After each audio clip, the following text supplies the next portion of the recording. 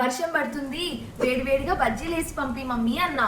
అంతే, ప్లేట్ తర్వాత ప్లేట్ వేస్తూనే ఉంది, పంపిస్తూనే ఉంది. నేను తిన్నా కొద్దీ మళ్ళీ అడిగే అవసరం లేకుండా. సేమ్ వెబ్ సాకెట్స్ లాగా.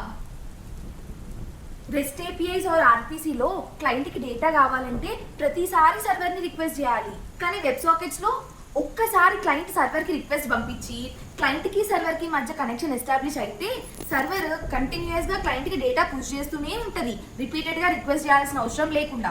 Web sockets are one of asynchronous communication models. ఇవి వాట్సాప్ అండ్ టెలిగ్రామ్ లాంటి చాట్ అప్లికేషన్స్లో, క్రికెట్ లైవ్ స్కోర్ చూపించే వెబ్సైట్స్ ఆర్ యాప్స్లో అండ్ స్టాక్ మార్కెట్ యాప్స్లో పర్ఫెక్ట్గా యూజ్ అవుతాయి.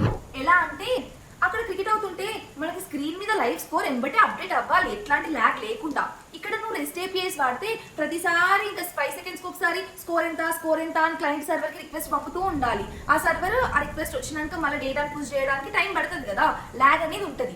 అదే వెబ్ సాకెట్స్ యూజ్ చేస్తే ఒక్కసారి కనెక్షన్ ఎస్టాబ్లిష్ అయితే ప్రతిసారి క్లయింట్ అడగనవసరం లేకుండా సర్వర్ లేటెస్ట్ స్కోర్ని పుష్ చేస్తూ ఉంటుంది క్లయింట్కి. సో దట్ మనం ఎట్లాంటి ల్యాగ్ లేకుండా స్క్రీన్ మీద అప్డేటెడ్ స్కోర్ చూడొచ్చు. సేమ్ స్టాక్ మార్కెట్ అప్లికేషన్స్ లో కూడా స్టాక్ ప్రైస్ పెరిగినా తగ్గినా సర్వర్ లేటెస్ట్ ప్రైస్ ని క్లయింట్ కి పుష్ చేయాలి ఎంబటే, సో దట్ మనము లేటెస్ట్ ప్రైస్ ని స్క్రీన్ మీద చూస్తాం. ఇట్లా మన యాప్ యూస్ కేస్ ని బట్టి సింక్రనస్ కమ్యూనికేషన్ మోడల్స్ వాడాలా, అసింక్రనస్ కమ్యూనికేషన్ మోడల్స్ వాడాలా డిసైడ్ అవ్వాలి. నెక్స్ట్ వీడియోలో వెబ్ హుక్స్ గురించి డిస్కస్ చేద్దాం.